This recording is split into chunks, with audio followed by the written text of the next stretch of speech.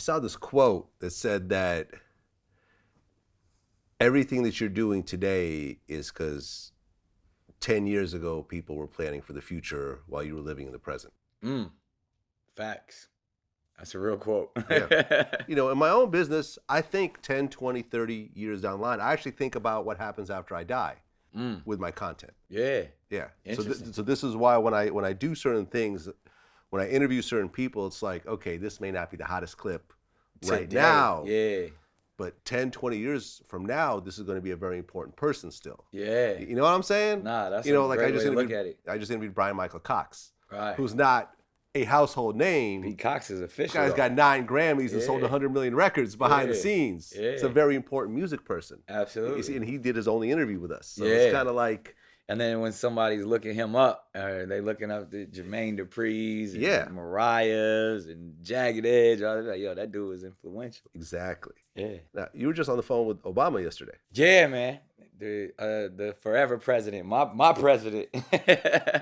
Yeah, man, it was good to talk to President Obama, just catching up. The fact, you know what I mean? It's like all he really talked about, which was super cool, is like the stuff we did before he became president. And it was like, oh yeah, you always showed love when we was in the White House. Remember we was like, it was like, man, the fact that even like I wouldn't even think you would remember that stuff. What were you doing before he became president?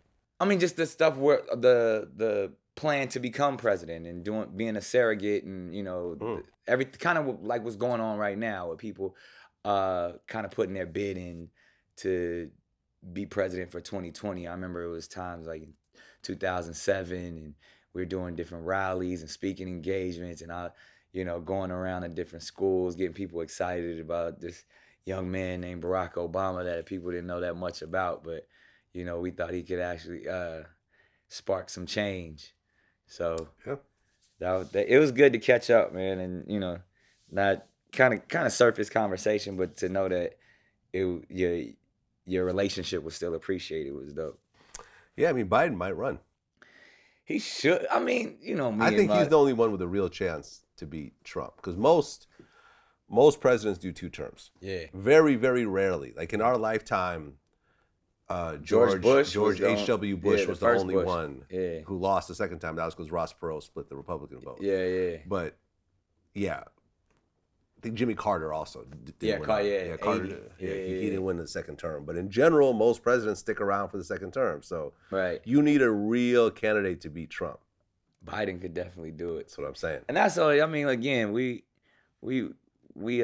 choose personalities. We don't choose policy. So true. It really doesn't matter who's in there. That's the thing. I actually really like Joe Biden. So and if you even notice, man, like as much shit that I talk, I'm not even going after, like, I don't have the Trump words like everybody else has. Like, I understand why, like, he's the figure, he's the master distractor. He's the one that's supposed to make you hate him and stuff like that. But I know it's powers beyond him that we need to hate. So it's an interesting, entertaining show, to watch the ignorance and the ridiculousness but to see how he manipulates the media, man, even just watching him maneuver on Twitter and the things that he tends to address. Like he's sitting up at 3:00 in the morning talking about Saturday Night Live. A rerun at that. Right.